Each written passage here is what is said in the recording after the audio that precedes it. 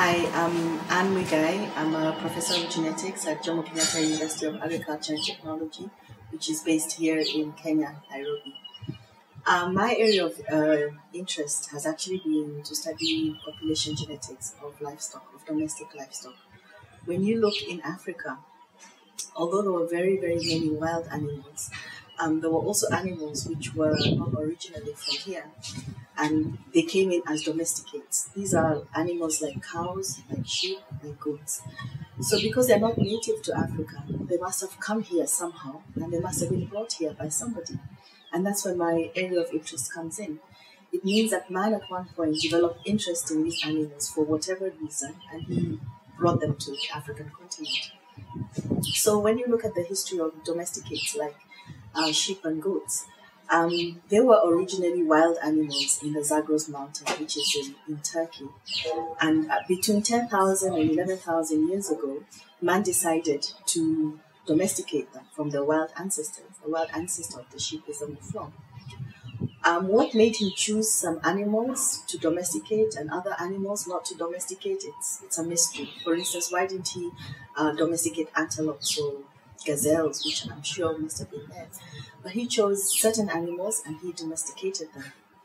The process of domestication initially was thought to have been a one-step process where man took an animal home and made it a pet, in other words.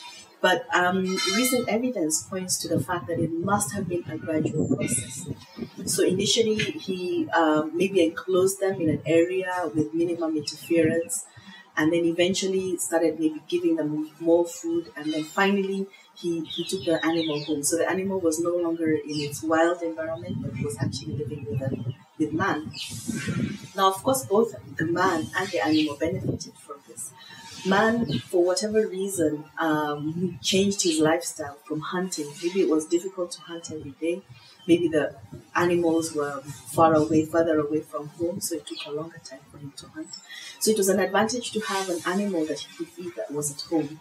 And then this animal also gave him other things. It gave him hides, which he could wear as clothes or use as beddings. It gave him milk, which he could drink, and therefore that was an additional source of protein.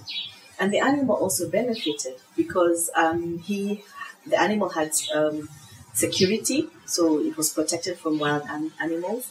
And it also had food, constant source of food, so he didn't have to graze anymore. The animal was actually fed by the man. So when man was moving around, he moved with these animals. And that's how these animals ended up being spread throughout the regions where we find them today. But when we come back to Africa, we find that the earliest evidence of sheep in African continent is about 7,000 years before present. And these sheep entered through the Suez Canal in northern Egypt and into northern Africa.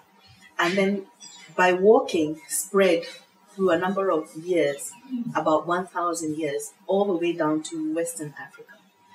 Of course, it was a long, long, long walk. So man must have formed communities, and there must have been groups of people moving with their animals slowly up to Western Africa. How did this sheep look like? That's another question that interests us a lot. And we can tell how they looked like by looking at some of the paintings man made of himself. You see, man loved himself and he drew himself wherever he went. But he loves his animals also, so he also drew his animals. So when you look at the rock art and the paintings on rock art, you can actually see the phenotype of these animals. We can also see them in early Egyptian art, in the pyramids, in the paintings, and all the other pottery that comes from ancient Egypt. And we see that these sheep were actually thin-tailed. They had a very, very thin-tailed. They had locked, drooping ears, they were corkscrew, and they had lost their wool.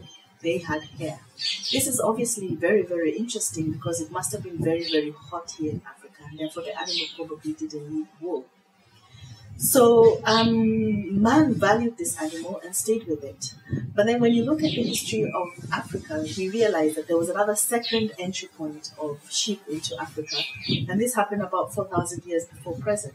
And this sheep entered an African continent through the Horn of Africa. We know that these sheep were different from the ones of Northern Africa Africa. Because again, man drew them and he drew himself. And these sheep were fat-tailed and they had hair. So they entered through the Horn of Africa, migrated through the Turkana Basin, migrated southwards into southern Africa, reaching southern Africa about 2,000 years before present. Now, it took 2,000 years for animals to reach southern Africa. So the question is why? And one answer to that question has been probably because of cessay. There was a lot of cessay, so that animals got sick and man left, probably was left with fewer animals. So it took a very, very long time. And the animals that probably reached are the ones that had survived. So this is very, very interesting, and it gives us a history not only of how these animals ended up in the different regions we find in Africa, but also the emergence of this very, very interesting way of life, which is pastoralism, which we have present around the world, but especially in Africa, where people move with their animals and will follow the grass, because the man had to think about himself, but he also had to think about food for his animals. And that's where we are interested in studying the evolution of man till present day, and studying how animals have influenced his life, and how the interaction between animals and man has continued up to present day.